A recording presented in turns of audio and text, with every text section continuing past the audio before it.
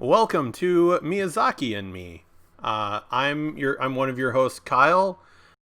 And I'm Miyazaki. I'm gonna cut that out. Okay. I'm Shane. Oh, that was a good joke.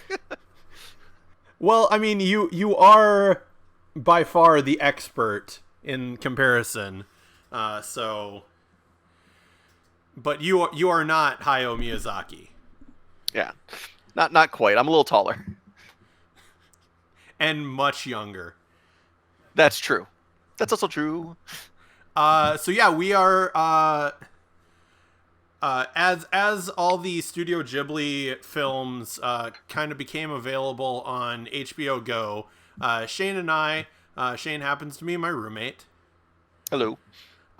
We decided we haven't done a podcast together in a while, so we were like, oh, what could be a fun idea? And he's been pressuring me to watch Howl's Moving Castle for a while now. It's so good. I own it in like 3 different mediums. See, again, you are by far the expert in this category. It might be one of my top 5 favorite movies all time. Like it's just so good. Yeah. Okay, we'll talk. Yeah. Yeah.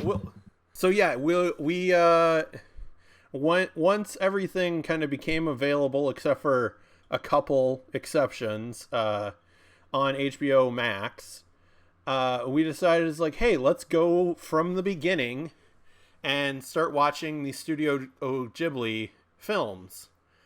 And we're actually going to start pre-Studio Ghibli with just one of the films Hayao Miyazaki directed. And yeah, I'm really excited. So for me, I have only seen 4 Miyazaki films. Or four Studio Ghibli movies in total, actually. And I have seen 8 of them, which is still a low number, and it's lower than people probably thought that I would have seen. It's lower than I thought, for sure. I thought you would have seen more, but we've said it's the accessibility. That's true, because I think that kind of ties into the fact that I think I own 8 of them.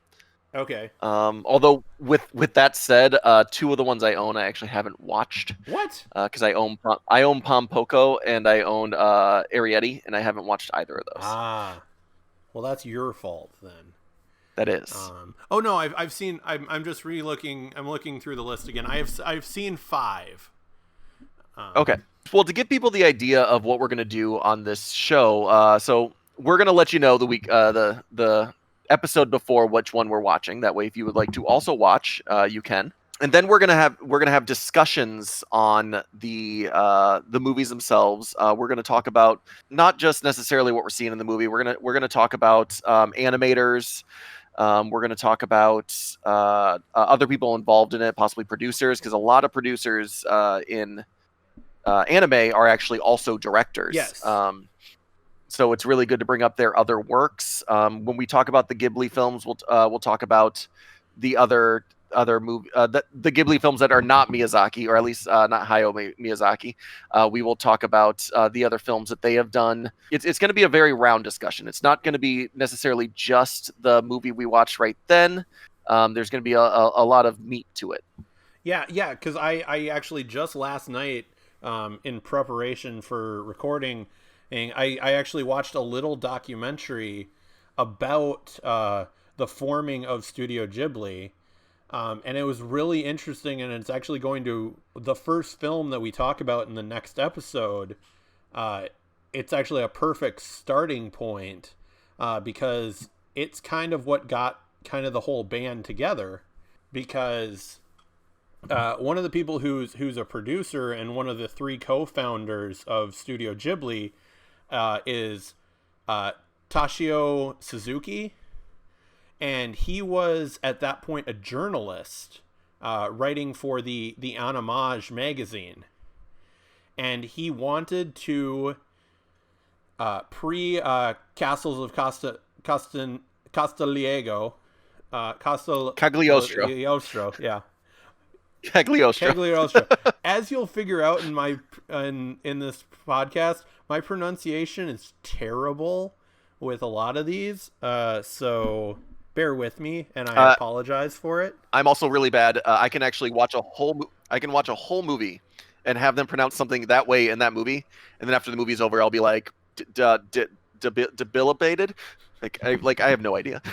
So it'll be interesting. You guys, it'll be a little rough at times, but I try to be pretty good when I get onto a podcast. We'll see how this goes. Yeah.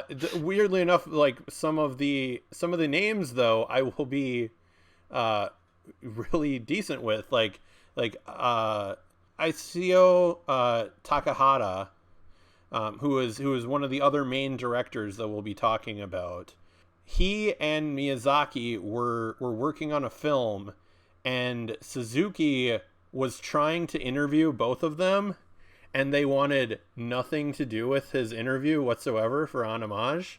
They finally broke down and started talking to him after Castle of Cagliostro.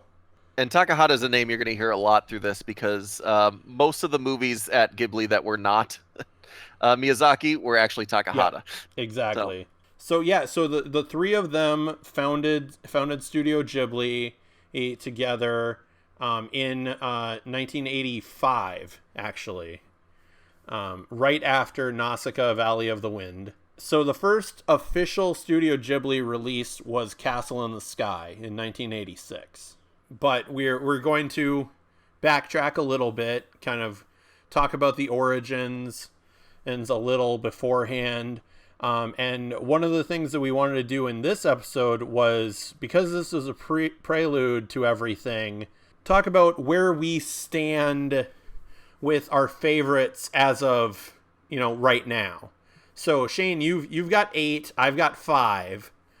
So let's actually go through our top films. And I ranked these not as my favorites, but as what I thought was the best films that I've seen.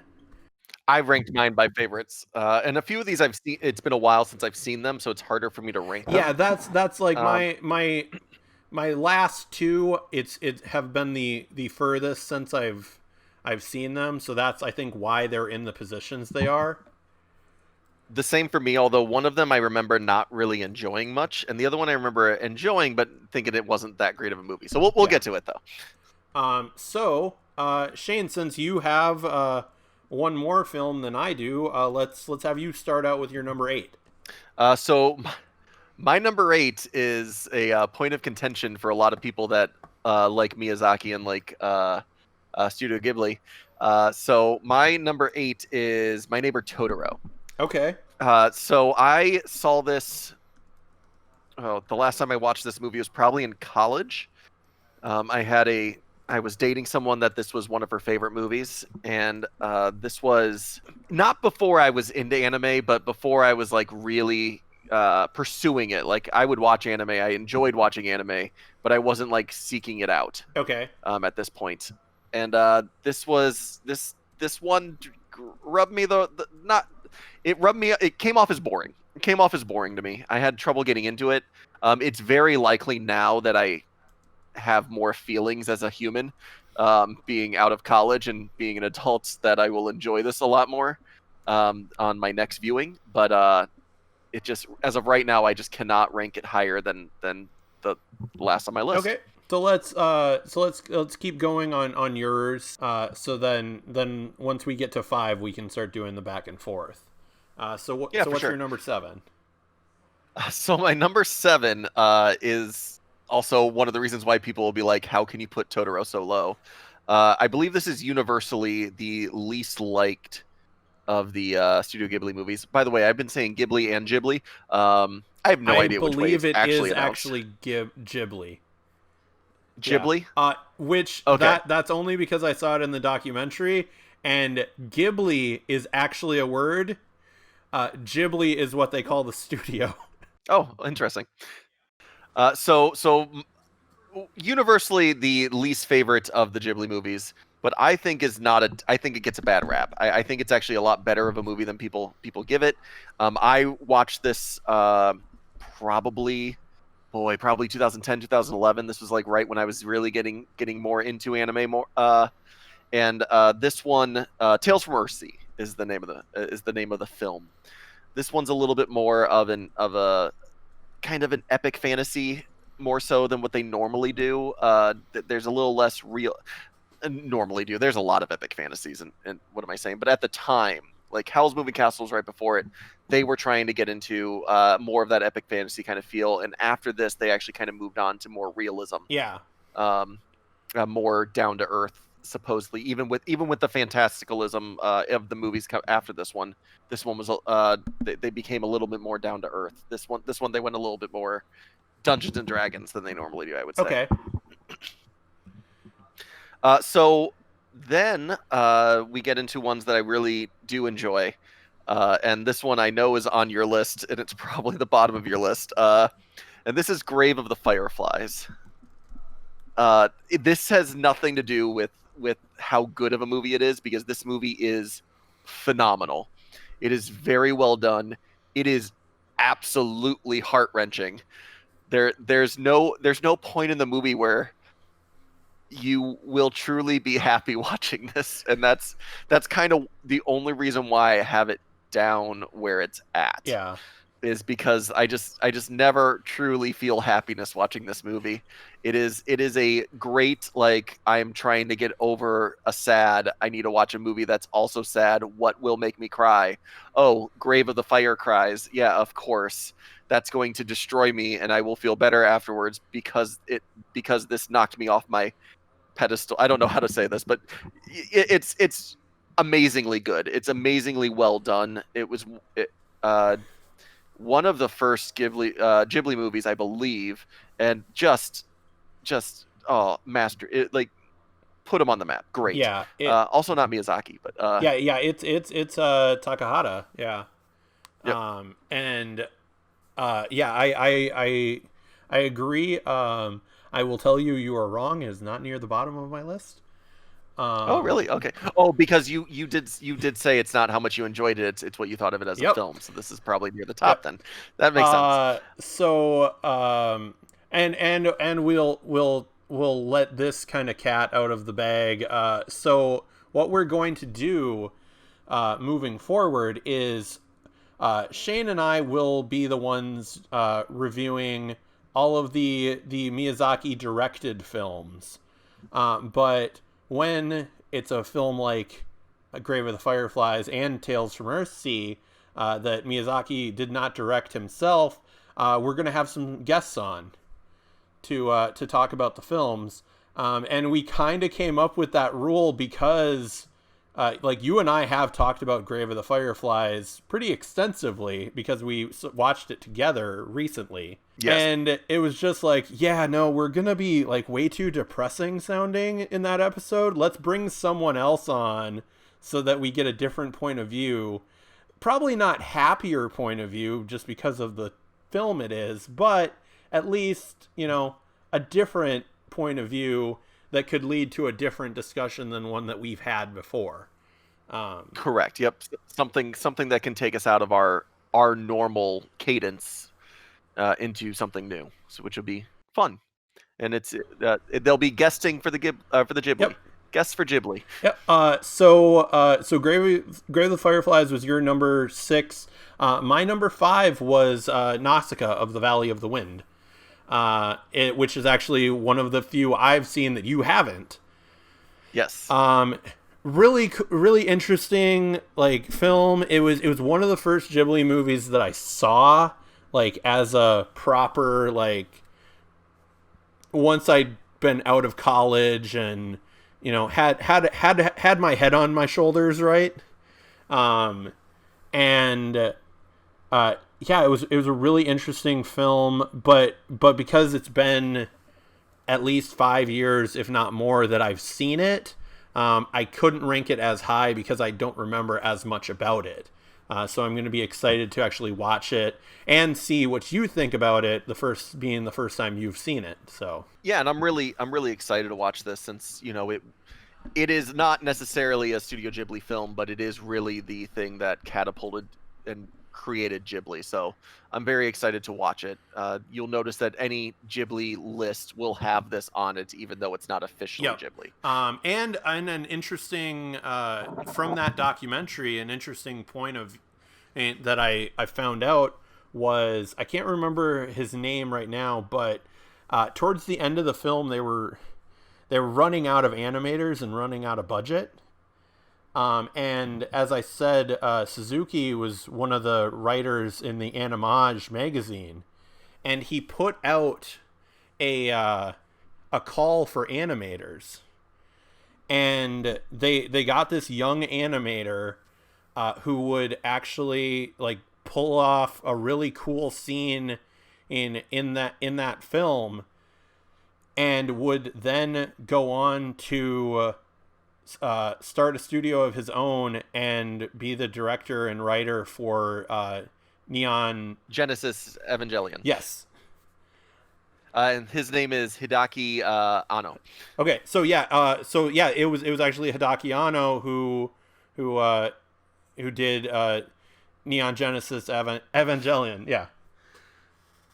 So that was a cool little like thing that I didn't even know about until I watched that little documentary. So, and those are the things that we'll try and find, like those little animation stories and stuff like that we'll try and find as we're going through these. And they'll be there because Studio Ghibli is a launching point for a lot of amazing animators.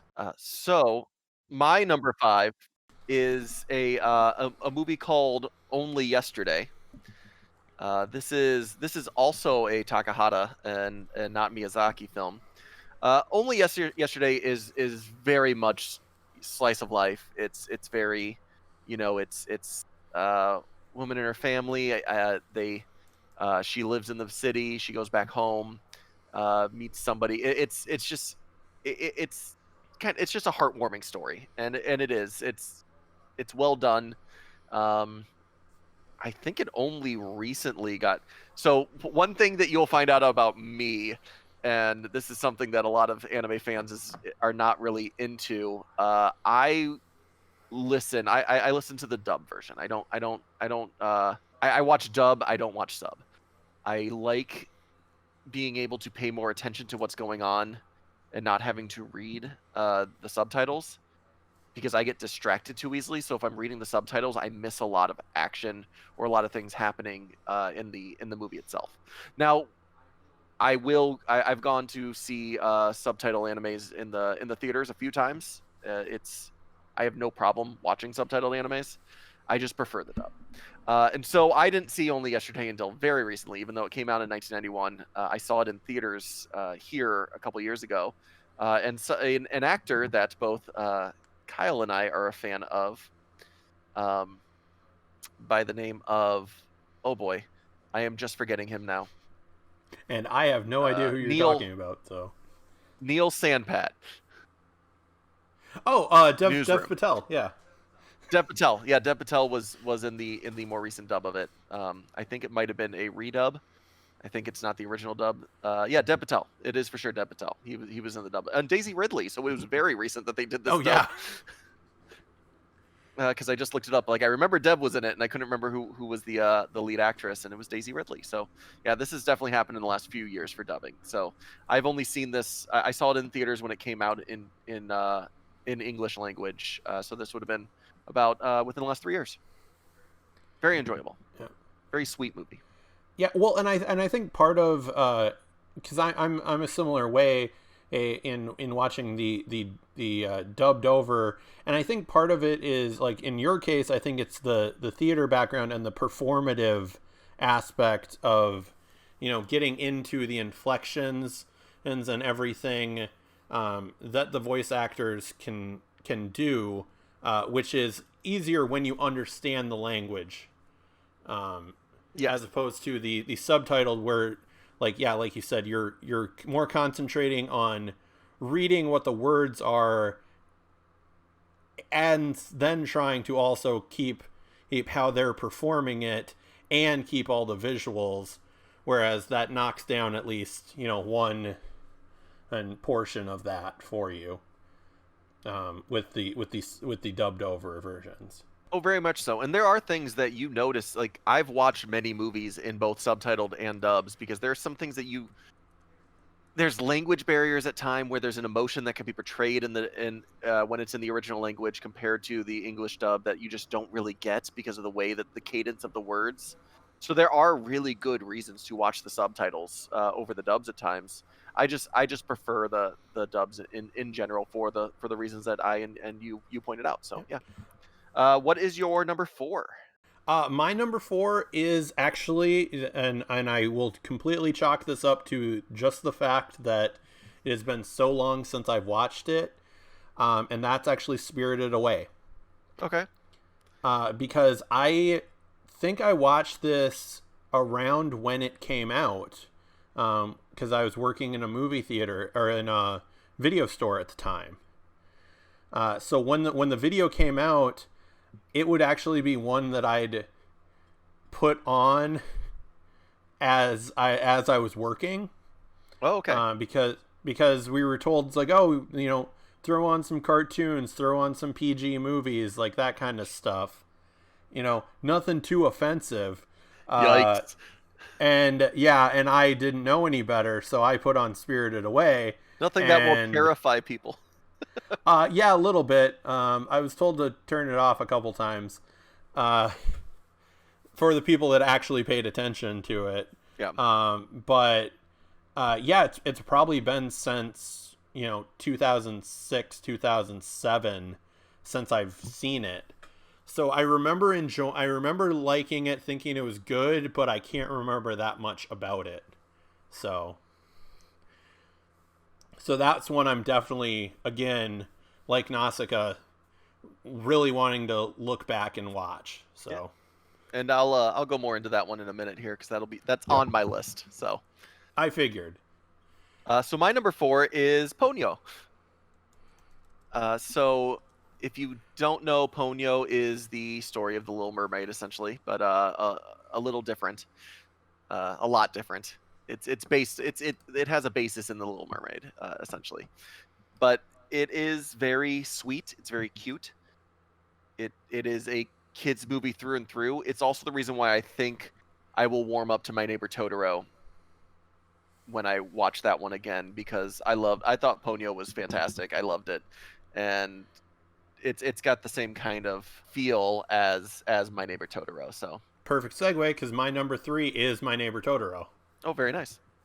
Like you said earlier, like it's very cute at times, but also very terrifying at other points. And just a sweet story and very, very well done. Like I can't really elaborate on it too much past what you had said earlier. So it also might be the fact that I hate cats and the bus is made of a cat. Yes, that's true. It is a giant cat bus. For people listening, I don't actually hate cats. I'm just super, super allergic. So I'm required to hate them. Yeah, you're allergic, so yeah, you kind of have to. Yeah, exactly.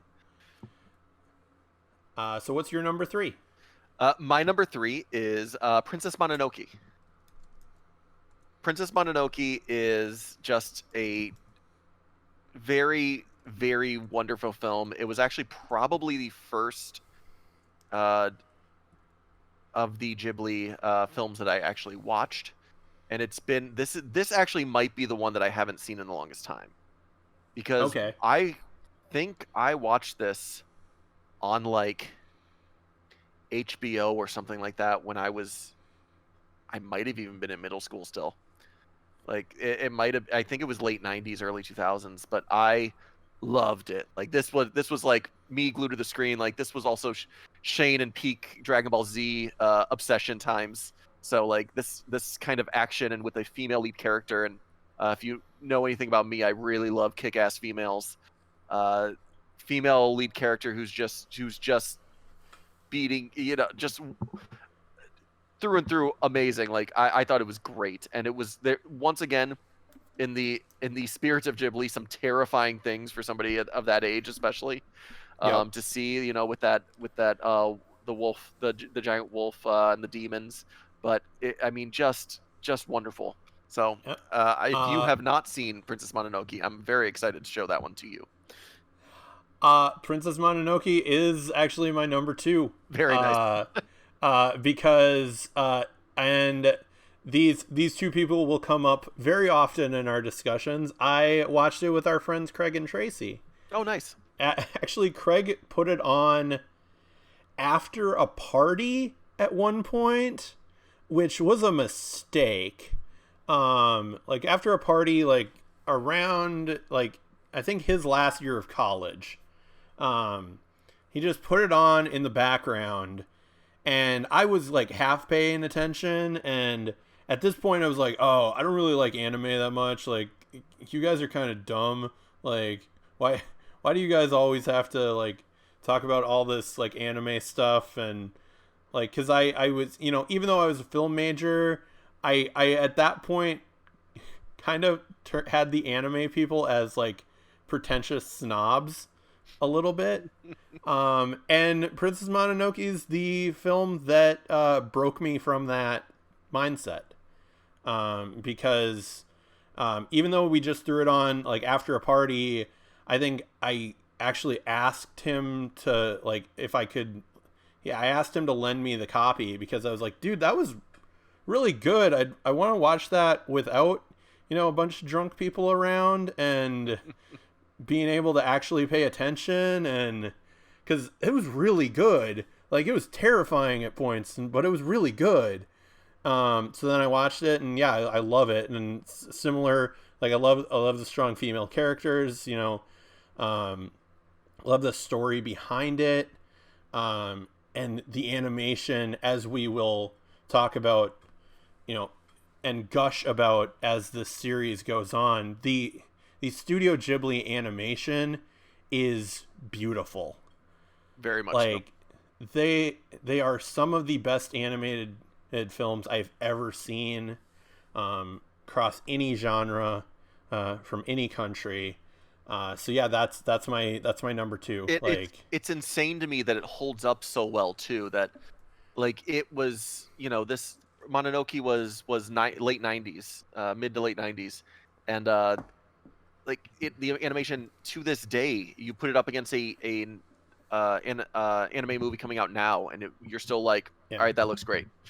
Yeah, like and it makes you feel a little old when you realize that even in the dub, the young girl in it is I believe why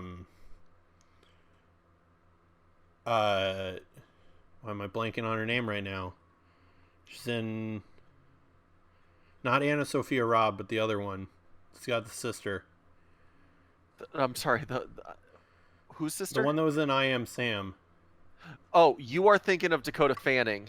Dakota Fanning. And I think you're wrong because I know she was my Neighbor Totoro. In Totoro, yeah. Never mind. Yep, I know for a fact she was Totoro because that was a discussion point with the girl I was dating who made me watch Totoro at the time. Okay. So just there's weird little facts I know about some of these movies that it's just like I don't know why that is retained, but it is. Yeah. So my number two is your number 2 is Spirited Away. Spirited Away is I thought it's nonstop. The whole movie is just go in all the best ways. Like there's just so much, like it catapults into almost a bunch of different genres. Like it's comedic at points, it's very dramatic at points, it's horrifying at points, it's just very. I don't want to go too far into it until we actually watch it. It's one of those that there's like a 1A 1B for Ghibli movies in general, and Spirited Away is one of those 1A 1Bs. A majority of the time that you're talking. Obviously, I mean, some people have Totoro up there, some people have Grave of the Fireflies. Some people have, I mean, Whisper of the Heart. There's a lot of movies that some people might have at the top, but this is generally one of the 1A 1Bs.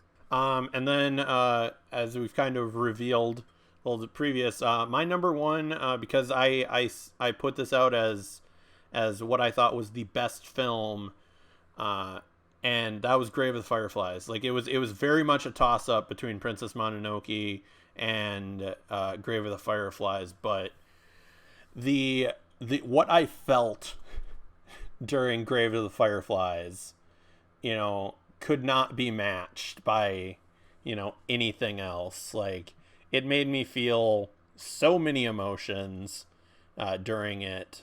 Makes you feel emotions. Yeah. And it's such a well-made film. Like I said, it's also incredibly beautifully animated. And when you realize, like, this is around the same time, and if you compare these side by side, it's sad almost. But like, this is almost around the same time when, you know, the Japanese animated studios were doing this, while the United States animated studios were doing like An American Tail and The Great Mouse Detective. That was the difference. I mean, I get what you're saying there. I think it's very different styles. Yeah, they're very different styles. But even if you look at the cell animation, yeah, cell by cell, like, the American Tales and Great Mouse Detective and those type of films, they are beautiful in their styles. They are certainly less smooth than. But yeah, they're less smooth. And this was also the same year as Totoro, which is another one that just the way the animation works is just very flowy and feels a lot more natural when you're watching it. But yeah, I'm just excited to, well, not excited, but I'm looking forward to watching this again and having the discussion again of Grave of the Fireflies and bringing on some guests and stuff. So, and the interesting thing about Grave of the Fireflies is that it's going to be early on. We're doing this chronologically, so we are starting with Lupin, but we are going chronologically, and Grave of the Fireflies I think comes in third. It would be fourth, so it would be Castle of Cagliostro, Nausicaä of the Valley of the Wind, Castle of Sky, Grave of the Fireflies, Totoro. So that'll be very interesting to hit it that soon. So my number one, and everyone already know this from things I've said earlier, is Howl's Moving Castle. One of my top 5 favorite movies of all time. This is the 1A 1B of Spirited Away for most people. For majority of the people that I talk to about Miyazaki or Ghibli films, they have one of these two at their top most of the time. I think that Kyle will have this at the top when he does it, when he watches it. When I finally see it, yeah. And Kyle's also experienced that a lot of people have this movie at the top because he was talking to people about doing some Ghibli movies with us, and he was mentioning that we were going to do the Miyazaki films by ourselves. But even with that, most of the people that he talked to said, Howl's my favorite. So yeah, I honestly feel like we might have to end up, just to not irritate our friends, I think we might have to have guests on for Mononoke, Spirited Away, and Howl's Moving Castle. I anticipated that. I feel like there's going to be a few Miyazakis that we also bring in some guests for, which is totally fine. And I will very much enjoy talking Howl. I'm not going to talk too much about this movie because I would like you to be surprised to enjoy it fully. But it's a little background of when I saw this movie the first time. I was working at an AMC theater when this came out in theaters, and I believe this was just after Rent, because Rent used to be the movie that I would go into and then just like watch the end of it, or watch bits and pieces of it throughout the day, so that when I had a free time, waiting for movies to get out to clean them.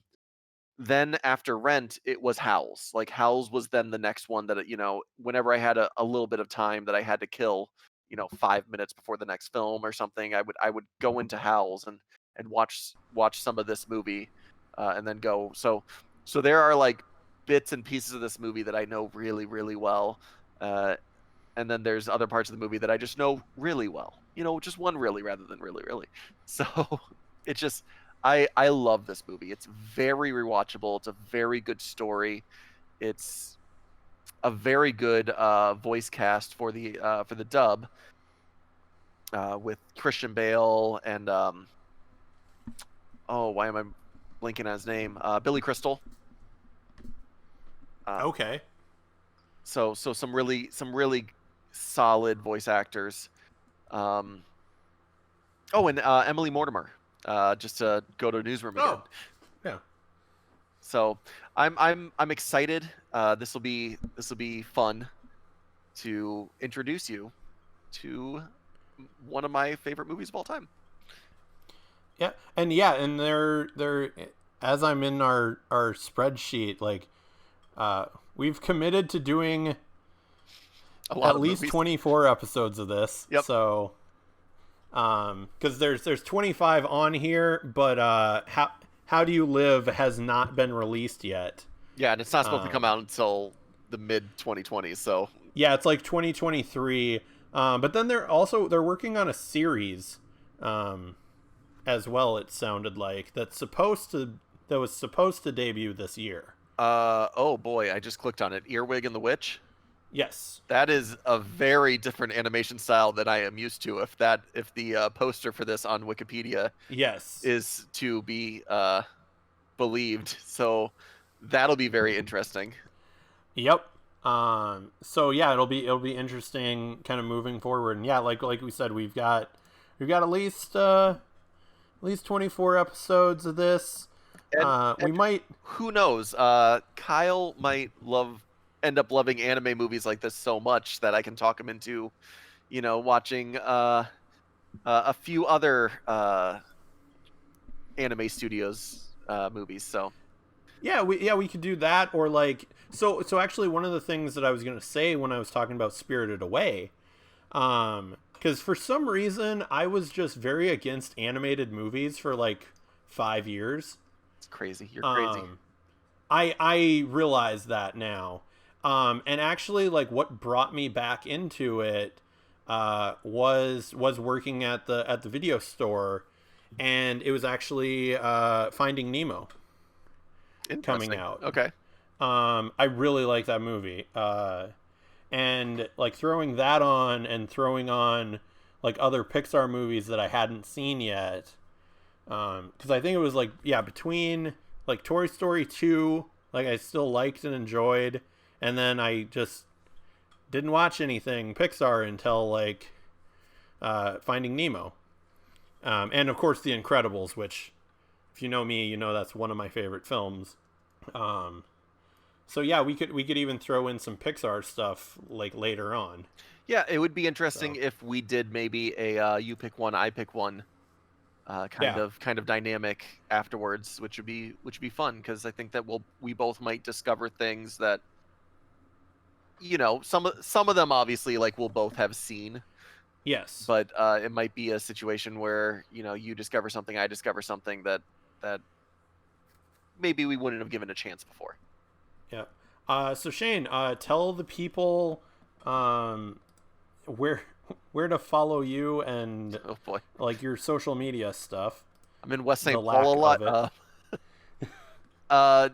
Yeah, so I don't really social media much. So yeah, there's I've got a few podcasts out there that I haven't updated in a while throughout all this jazz, that hopefully that some of this might come back up, and we'll see. I think I'm Dr. Nemesis on Snapchat, and I rarely Snapchat, but when I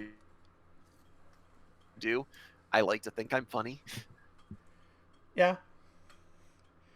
Sometimes I'll play ukulele.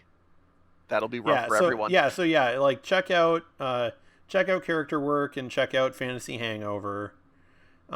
Which, if you're watching this on YouTube, I'll have the links below in the description. You can find me at Knocked Out Films. Subscribe to this channel on YouTube. Subscribe to the podcast on Stitcher, Google Play, Apple, all that stuff. Like and rate us on there. And Shane, what is our next film going to be? So yeah, we are starting out with a very well-known franchise in Japan. It's not as well known in the U.S., although a lot of people do like this. It's Lupin the Third. It's actually it's obviously Miyazaki's first feature full length feature, and it's called The Castle of Cagliostro. You can find this on Netflix actually. So if you would like to watch it before we review it, you can find it on Netflix. Yep. So yeah, and we are going to try and do this at least bi-weekly. These first couple episodes will come out kind of in succession because this is more of a primer. So Castle of Cagliostro will come out next Thursday, and then we'll tell you when our next episode will be from there. So thank you for listening and watching if you're watching on the YouTube. So thanks very much. Be good to each other.